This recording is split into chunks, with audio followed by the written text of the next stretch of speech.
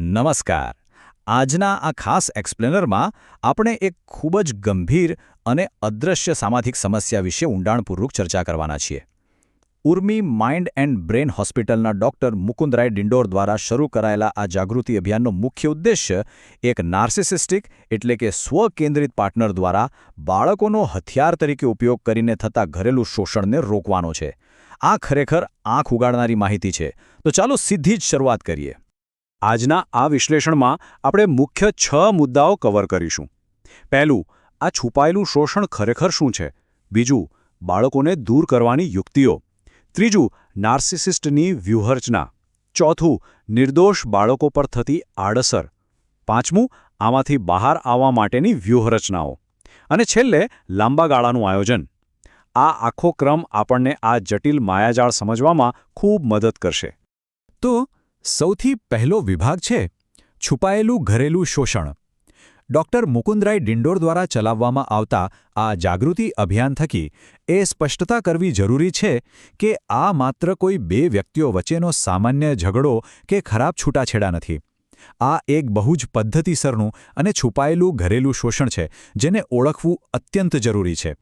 આખી વાતના મૂળમાં એક ક્લિનિકલ વ્યાખ્યા છે જેને મનોવિજ્ઞાનમાં ટ્રાયેંગ્યુલેશન અથવા પેરેન્ટલ એલિયનેશન કહેવાય છે. સરળ ભાષામાં કહીએ તો આ એક એવી સ્થિતિ છે જ્યાં એક નાર્સિસિસ્ટિક માતા પોતાના પતિ પર નિયંત્રણ મેળવવા, તેને સજા આપવા કે માનસિક નુકસાન પહોંચાડવા માટે પોતાના જ બાળકોનો એક પ્રોક્સી અથવા હથિયાર તરીકે ઉપયોગ કરે છે. અને સૌથી મહત્વની વાત એ છે કે આ માત્ર પાર્ટનરનું જ નહીં પણ તે નિર્દોષ બાળકના માનસપટલનું પણ એટલું જ ભયંકર શોષણ છે. હવે બીજા વિભાગ તરફ આગળ વધીએ. પેરેન્ટલ એલિયનેશનની યુક્તિઓ, એટલે કે બાળકોને બીજા પેરેન્ટ વિરુદ્ધ કેવી રીતે ભડકાવવામાં આવે છે. આ બધું અચાનક નથી થતું, તેની પાછળ એક પદ્ધતિ હોય છે.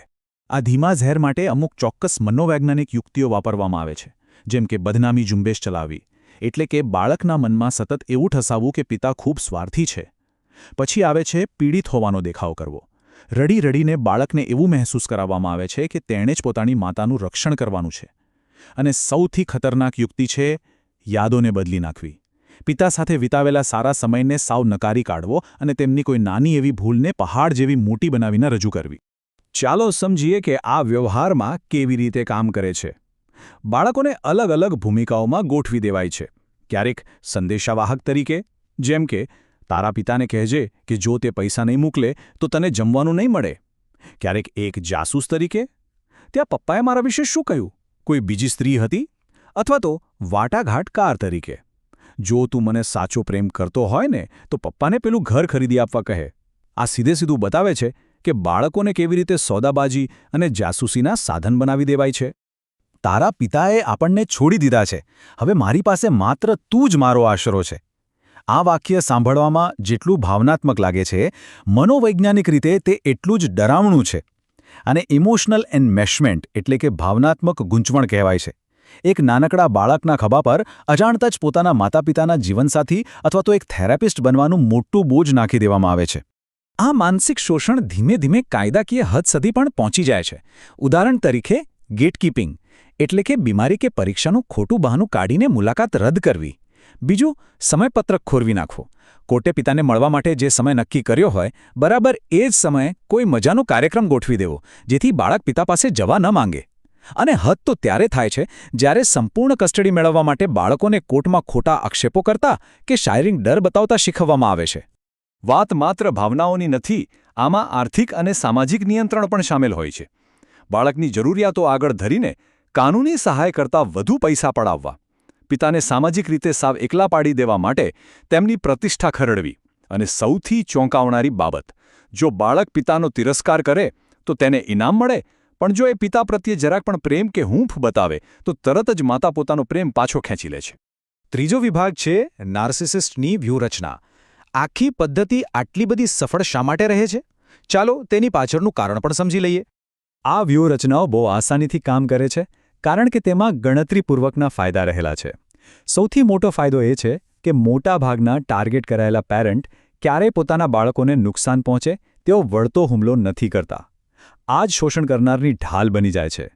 વળી બાળકો જાતે જ દૂર રહેવા માંગે છે તેવું કહીને બહુ આસાનીથી નિર્દોષ પણ બની જવાય છે.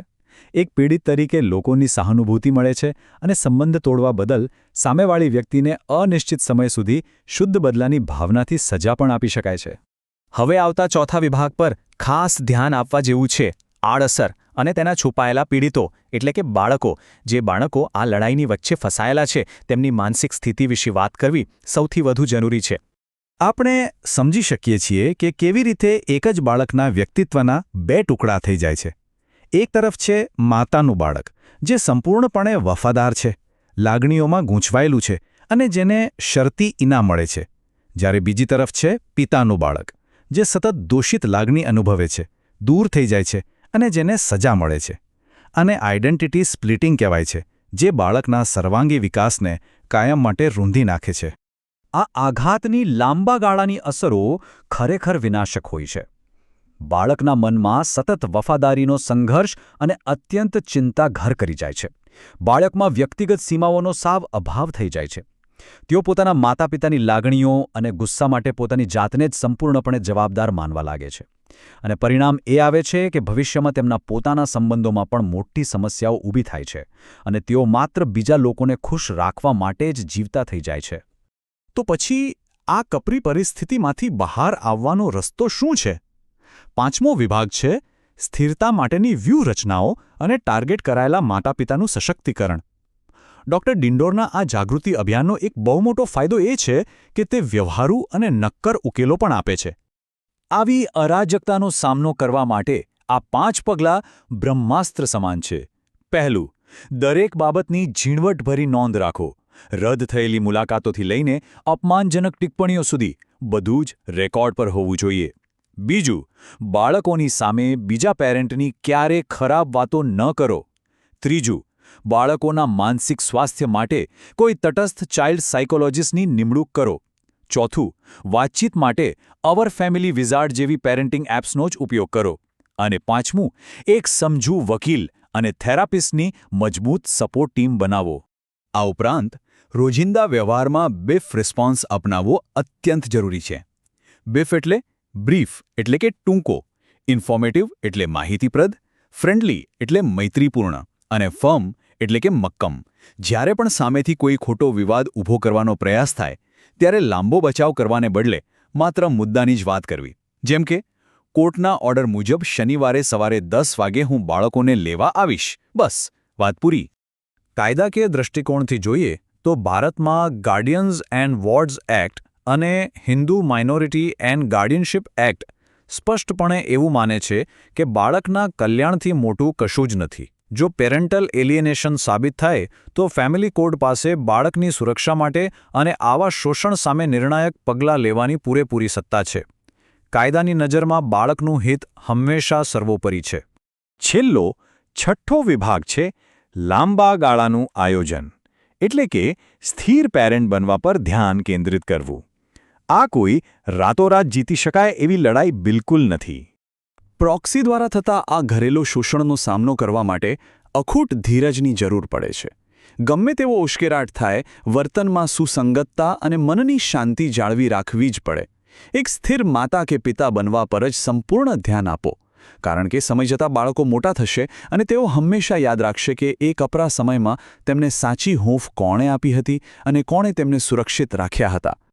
તો અંતે એક વિચારવા જેવા પ્રશ્ન સાથે આપણે આ સમજૂતી પૂર્ણ કરીએ.